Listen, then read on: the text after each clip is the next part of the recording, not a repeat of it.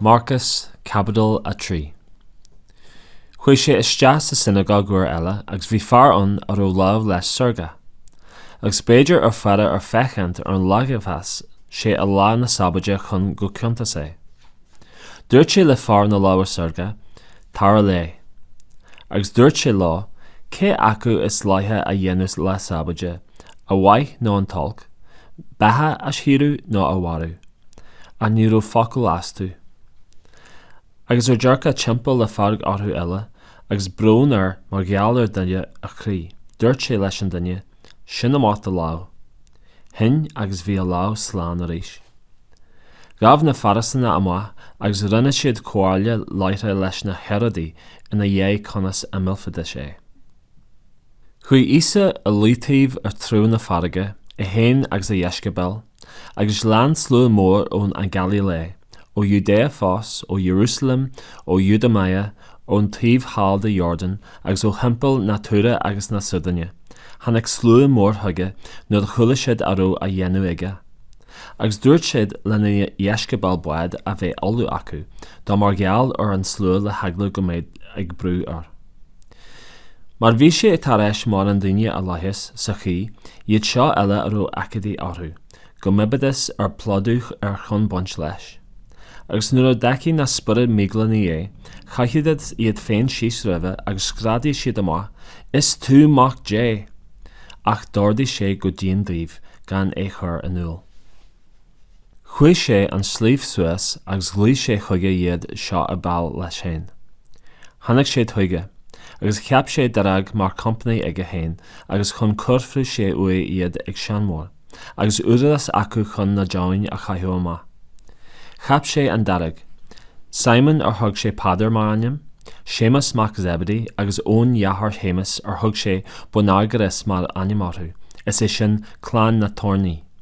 Andreas, Philip, Parhalan, Maha, Thomas, Séamas mac Alphais, Thaddeus, Simon an Cananéach agus Judas Iscariot an fear a bhraithe. Chuaigh sé isteach agus tháinig an slú le cheile a rís is sochaí nar ad siad fiúhhain buile a ihe. Agus nuair a fuair an muintear scéala ar, ghabh siad amach a don bhraith mar bhí siad ag ré as an marar atá é.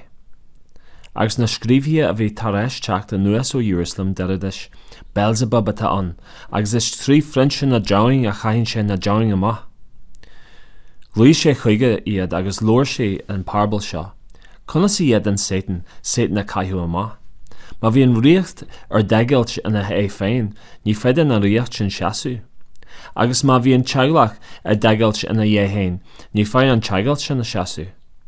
Agus má tá Satan éirithe amach ina é féin agus é ar degailt, ní féidir sé seaasú. Ach, ní afhí duine bí duliste a tearn fear láidir agus an uratí a crachu, gan an fear láidir a chur an gabhain ar dús.